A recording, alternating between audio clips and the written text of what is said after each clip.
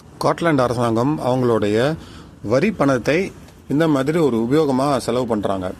அதாவது 22 வயசுக்கு கீழே இருக்கிற எல்லாருக்குமே பஸ் டிராவல்கள் வந்து இலவசம்.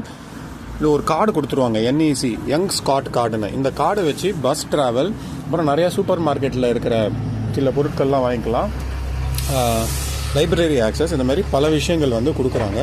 எதனால் இப்படி பண்ணுறாங்க அப்படின்னா, நிறையா பேர் வந்து பப்ளிக் டிரான்ஸ்போர்ட்டை உபயோகப்படுத்த ஆரம்பிக்கணும்.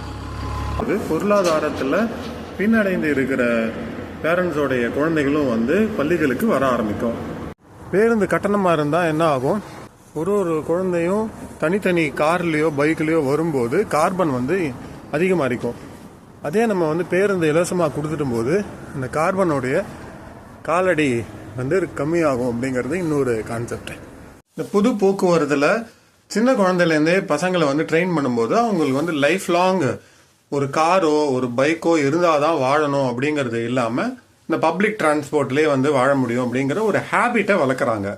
வந்து சில பேருந்துகளில் மட்டும் கிடையாது, மக்களுடைய வரி பணத்தை மக்களுக்கு அவ்வளோ அருமையாக கொண்டு போய் சேர்த்துருக்காங்க.